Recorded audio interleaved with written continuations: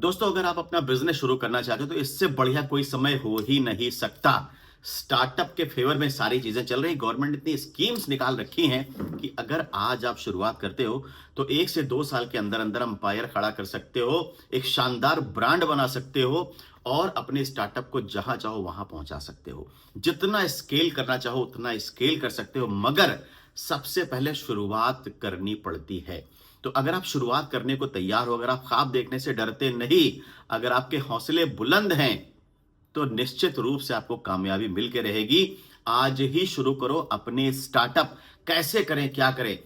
मेरी एक 30 डेज की सीरीज चल रही है शॉर्ट्स की, आप वहां भी देख सकते हो। मैंने वहां पर 30 शॉर्ट की एक सीरीज प्लान करी है, जिसमें मैं हर शॉर्ट में कोई ना कोई एक ऐसी इंसाइट शेयर करता हूं कि जिसको आप अगर हर रोज अपनी डायरी के पन्ने पे नोट करते जाओ अपने नोट्स के साथ, तो 30 दिनों के बाद आपके पास एक स्टार्टअप गाइडबुक होगी, आपकी बनाई खुद। और आप खुद बेहतर जज कर पाओगे कि आपको क्या स्टार्टअप करना है, कैसे स्टार्टअप करना है, कहाँ रजिस्ट्रेशन कराने हैं और क्या क्या जरूरतें लगेंगी, क्या क्या चीजें इसमें चाहिए। तो अगर आप स्टार्टअप सिर्फ इस वजह से नहीं कर पा रहे क्योंकि आपको गाइडेंस नहीं मिल पा रही, आपको कोई ऐसा मेंटोर नहीं मिल पा रहा है जो आपको इन डेप्थ चीजें शेयर करे और बता पाए कि एक्चुअल में आपको करना क्या है, तो ये वीडियो मैं इसी चीज को लेके डेडिकेट कर रहा हूं आपको। और आप इस बात को बहुत ध्यान से समझिए कि अगर आपने स्टार्टअप करने का मन बना लिया है तो पहला स्टेप क्या होगा।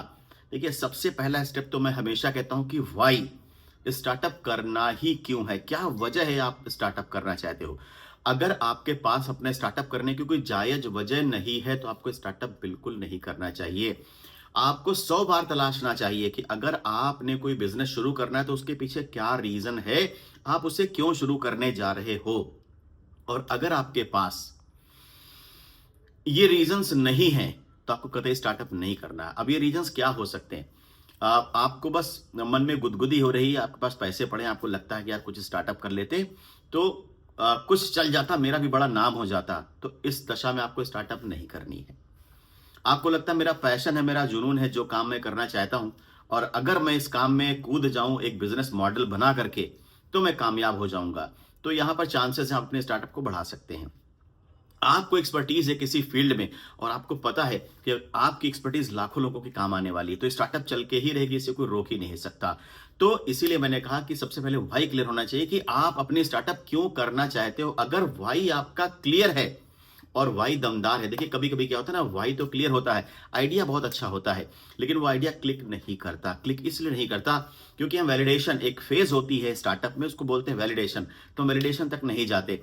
हम इतने जोश में होते हैं कि फटाफट होश खो देते हैं और अपना स्टार्टअप लेकर के बीच बाजार में कूद जाते हैं। रुपया पैसा सब लगा चुके होते हैं और उसके बाद जब हमारी स्टार्टअप नहीं चलती तो हम समझ ही नहीं पाते कि अब इस जगह पे हम करें क्या, करें तो क्या करें, इतना तो इन्वेस्टमेंट कर दिया है।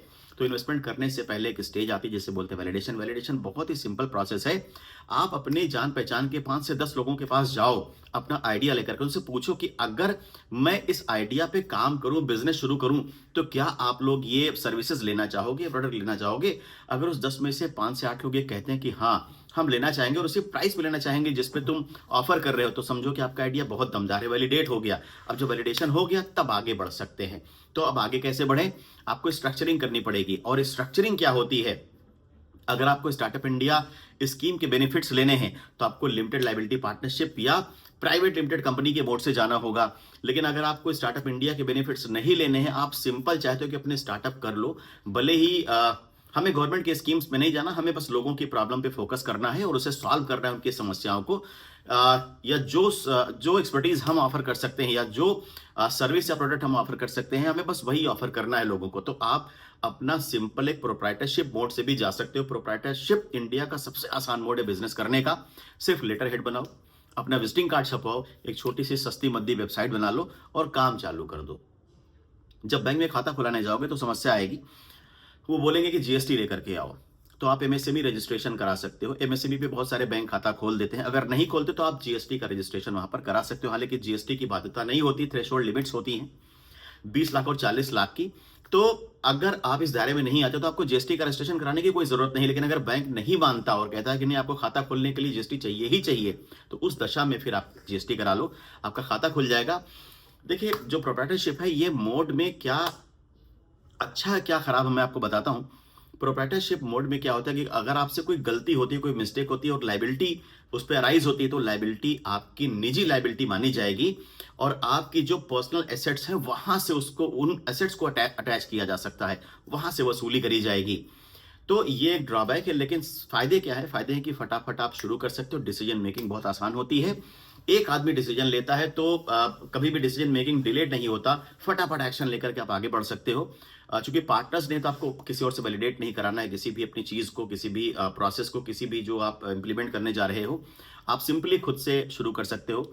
और दूसरे, जो भी रिस्क है वो आपका है, जो भी प्रॉफिट है वो आपका है 100%।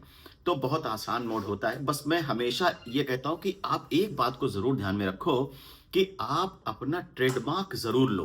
यानी कि जो भी नाम से आप बिजनेस शुरू करो, कोशिश करो कि उसका ट्रेडमार्क आपको मिल जाए, जिससे उसके कमर्शियली राइट कोई और एक्सप्लॉइट ना कर सके, सिर्फ आप ही उसके हकदार रहो और उससे जो भी गुडविल क्रिएट हो वो आपकी वैल्यू बने, आप उसका फायदा ले पाओ। आप पार्टनरशिप मोड से जा सकते हो। अगर आपको लगता है कि यार कैपिटल मेरे पास कम है, रिस्क ज्यादा है, तो किसी और को जोड़ सकते हो। कैपिटल भी आपको मिल जाएगी एक्स्ट्रा और रिस्क भी आपका बढ़ जाएगा, लेकिन प्रॉफिट भी बढ़ेगा। फिर डिसीजन लेने में थोड़ा सा डिले होगा क्योंकि आपको कंसेंसस बनाना होगा। यहां पे भी लायबिलिटी अनलिमिटेड होती है, तो थोड़ा सा रिस्की मोड तो है, लेकिन चलाने में आसान है। अब इसके बाद अगर आपको स्टार्टअप इंडिया जाना है तो पार्टनरशिप अपनी फर्म को रजिस्टर्ड कराओ या फिर लिमिटेड लायबिलिटी पार्टनरशिप बनाओ। लिमिटेड लायबिलिटी पार्टनरशिप एक ज्यादा बढ़िया व्हीकल है, बहुत अच्छा मोड है बिजनेस को करने का। तो आप एलएलपी बना करके भी काम अपना शुरू कर सकते हो। इसके बाद अगर आपको लगता नहीं मुझे स्केल करना है, बहुत तेजी के साथ ग्रो करना है, आपको दिखाई पड़ता है कि आपका स्टार्टअप बहुत तेजी से ग्रो हो जाएगा, तो आप प्राइवेट लिमिटेड कंपनी बना सकते हो।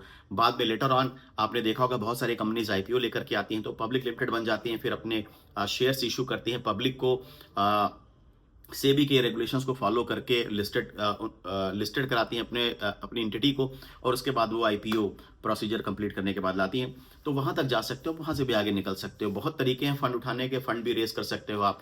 तो ये ध्यान रखो कि स्ट्रक्चरिंग, आपको किस स्ट्रक्चर के साथ बढ़ना है आगे, ये सबसे ज्यादा इंपॉर्टेंट बात है और ये बहुत ही महत्वपूर्ण चीज है जो शुरुआत में लोग मिस कर देते हैं।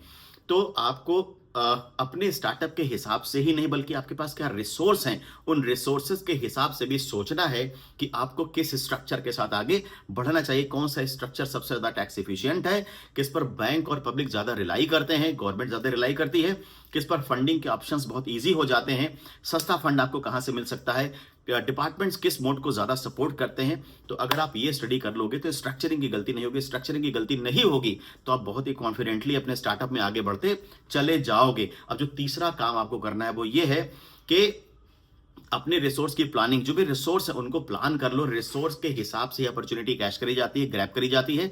और अगर आप अपनी रिसोर्स से ज्यादा की कोई अपॉर्चुनिटी ग्रैब करने की कोशिश में करते हो तो आप डेप्ट के या लोन के जाल में फंस जाओगे, फिर उससे बाहर नहीं निकल पाओगे।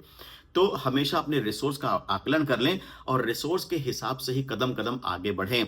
क्या होता है ना कि जब 2-4-10 लाख रुपए आप लगा के काम शुरू करते हो और वैलिडेट आपने आइडिया को करा लिया है, कभी कभी ऐसा होता है कि 2-3 लाख रुपए लगाने के बाद हमें लगता है कि स्टार्टअप नहीं चल पाएगी या चल जाएगी, तो वहां पे भी एक वैलिडेशन मान सकते हैं कि यार 3 लाख हमने लगा दिए, तो कुछ रिटर्न नहीं आ रहा है, कहीं स्ट्रेटजी को चेंज करने की जरूरत तो नहीं है। तो 3 महीने बहुत कम होते हैं किसी भी स्ट्रेटजी को चेंज करने के लिए, लेकिन यहाँ पे ये सोचना होगा कि वैलिडेशन आपने जो कराया था वो सही था कि नहीं था, और ये 3 लाख रुपए गंवाने के बाद आप बहुत बेहतर स्थिति में होंगे ये समझने की कि वास्तव में स्टार्टअप में आगे बढ़ना चाहिए नहीं बढ़ना चाहिए। तो ये भी एक वैलिडेशन ही होता है। तो तुरंत से स्ट्रेटजी को नहीं चेंज कर सकते, 3 से 6 महीने लग जाता है किसी भी स्ट्रेटजी को काम करने के लिए।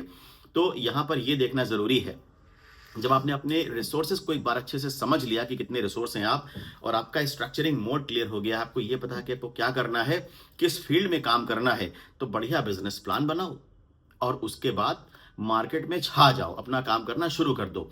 मार्केटिंग डिस्ट्रीब्यूशन देखो ये करना ही पड़ेगा, इससे बच नहीं सकते। डिजिटल एज है तो डिजिटल मार्केटिंग बेहद जरूरी है। डिजिटल मार्केटिंग में हाथ साफ होना चाहिए आपका, या आपके पास टीम होनी चाहिए जो डिजिटल मार्केटिंग अच्छे से कर पाए। तो जो भी मोड है आप अच्छे से बैठ के समझो, एक डायरी बनाओ, अपने स्टार्टअप गाइड बुक खुद बनाओ, इन सब पॉइंट्स को लिखो, नेट पे रिसर्च करो क्या क्या पॉइंट होते हैं, क्या क्या ध्यान में बातें रखनी चाहिए किसी स्टार्टअप को शुरू करने के लिए। और जब ये सब चीजें बिल्कुल क्लियर हो जाए तुम्हारे दिमाग में, तो उसी दिन से स्टार्टअप पे अपने काम शुरू कर देना, उसको लॉन्च करना मार्केट में। जरा सा भी देर ना करना, क्योंकि जब देर होती है तो इरादे कमजोर होना शुरू हो जाते हैं। तो इरादे तुम्हारे कमजोर पड़े इससे पहले ही अपनी स्टार्टअप शुरू कर दो। और किसी भी तरह की समस्या हो तो मुझसे बात करो, मुझसे पूछो। Thank you so much for watching this video.